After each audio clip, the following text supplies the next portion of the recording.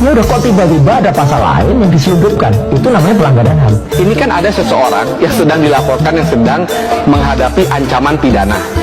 Dia dituduh mencemarkan nama baik seseorang, dituduh juga fitnah, dituduh juga kabar bohong yang membuat kegaduhan. Artinya dia ingin harus fight back kan, untuk membela diri kepada nasibnya. Tadi saya sudah katakan bahwa di dalam KUHP itu instrumen untuk fight back, ya. Ketika dia diselidiki, dia disidik secara pidana, itu diberikan. Nah, soal skripsi ini ya adalah salah satu instrumen yang digunakan untuk fight back, argumentasi untuk fight back. Enggak, kalaupun UGM mengatakan itu asli, otoritas mengatakan itu asli, tetapi Roy Suryo CS itu yang menggugat, ya, cara mendapatkan ijazahnya itu dengan cara yang tidak betul. Apa itu cara yang tidak betul? Skripsi.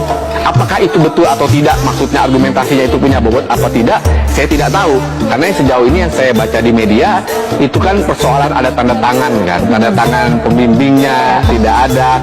Nah, kalau cuma sesederhana itu, saya rasa perlu dipertebal lagi, lebih dalam lagi. Karena alat bukti yang dituduhkan untuk mensupport ya tuduhan pencemaran nama baik dan lain-lain itu kepada Roy Suryo CS itu lebih dalam dari itu.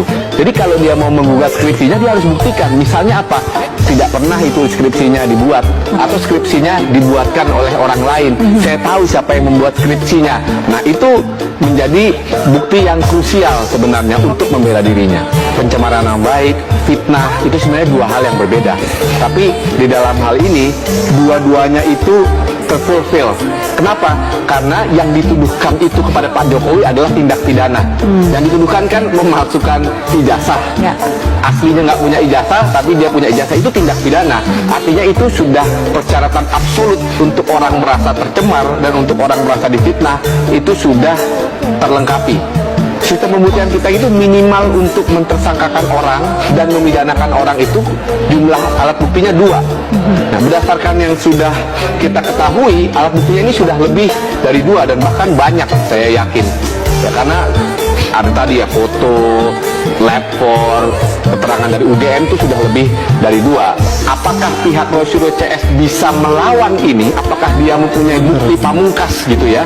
Yang tadi kita bicarakan, kan dia sedang distancing, memberikan jarak, mau mengatakan, itu kebenaran yang dibuat-buat oleh alat negara.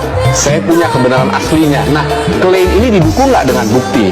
Ada tidak yang bukti, saksi? Tadi pintu masuknya tadi mungkin skripsi, makanya dia sedang menggoreng itu soal skripsi.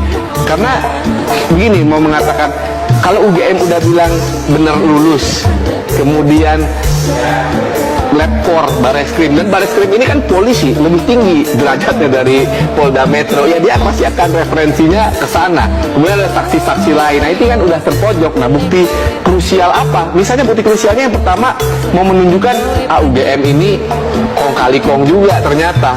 UGM ini ikut serta dalam fabricated design ini, bahwa sebenarnya Pak Jokowi itu nggak lulus, tapi oleh UGM dibilang lulus. Nah, bukti apa yang bisa mengatakan itu?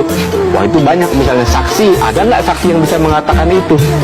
Iya. Atau bisa nggak membantah foto-foto misalnya ikut KKN? Ada nggak saksi yang bilang, oh ternyata nggak ikut KKN, itu tempel fotonya editan? Nah, itu seperti itu. Yang kedua, skripsi tadi yang saya katakan. Oke. Dijokin apa enggak nih skripsinya?